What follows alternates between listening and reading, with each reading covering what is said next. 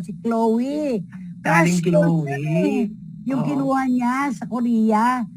Alam mo, sa pagpo-post niya ng mga pictures niya na nakatoga siya, na iba-iba pa ang kanyang mga posting. Yes. Naalala mo yung nasangkot sa pogo na babae na kung ano-ano pinopost sa kanyang IG, sa kanyang Facebook na puro nakatoga. Hindi pa pala nakagraduate ng high school. Oh, di ba? Nakakaloka.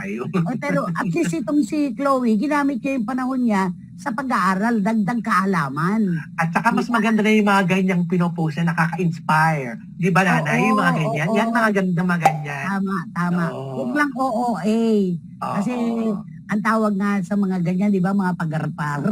Pagarpar. Oo, ang mga Bisaya nating kababayan, ang tawag sa mga pabida, yung gusto center of attraction siya. Pagarpar ang tawag niyan. Sa Cebu, sa totoo lang. Ayun, di mabuti. Congratulations, Chloe. Ayan, ganyan. Di ba? Ang daming na ngayon na, naku, sana all. Di ba? Yung mga ganyan, yung mga gano'n, yung may inspire kaming lahat na makita na mabuti ka pa, nakapagtapos ka sa pinakamahalaga ang edukasyon. Yes. Sa totoo lang. Yan yung ika nga hindi natin pinaghihintay. Dapat meron tayong titulo.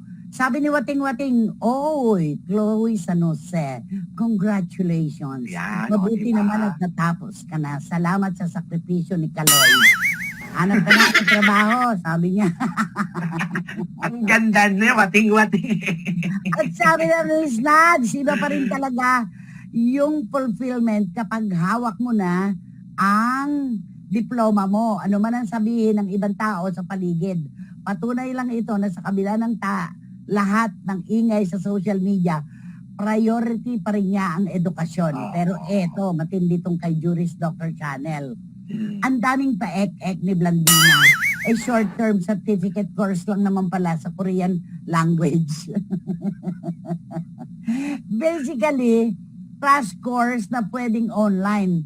Basta may pangmalakasang financier. Para lang talagang masabing Korea University ASUS in Cebuano, one word fits her. Sabi sa iyo pagarpar. Ibig sabihin, pabida, Blandina. Pagarpar ang tawag talaga nila, may kaklase. Yung pag nagpapabida sa school, sasabihin ng mga kaklase ko ng koleyo, here she goes again, si pagarpar, ayan na naman. Ganon, kaya alam ko yung term na pagarpar. Pero di ba ang maganda lang dyan, di ba? At least, hindi siya lang nasa bahay na walang ginagawa. At least, may future, may pag-asa, may pinaghahandaan ang kinabukasan, di ba? At saka naiinip din naman siya. Correct. Magsha-shopping lang, tapos uwi na naman. Tapos maghapon na naman sila ni Kaloy. Di ba ganon? Nakakainip yun. Hahanap ng pagkakaabalahan ng ating katawan at magandang pinili niya, edukasyon. Congratulations, Chloe. Sana lang makipagbati na sila sa mga magulang ni Kaloy. Sabi ni Lulumalig. Oo nga naman, inunan niyo daw sana yon. Nakapag-aral na, tapos ginagamit ang pinag-aralan. Mas maganda yon, sabi ni Philip Villanueva. Kung nakapagtapos na, dapat nagagamit ang pinag-aralan. Di wow, sabi ni Ching Bautista Silverio, I'm sure si Kaloy pa nagbayad ng tuition niya. Importante matuto ka ng good manners and right conduct. Ayan. Tama naman yan.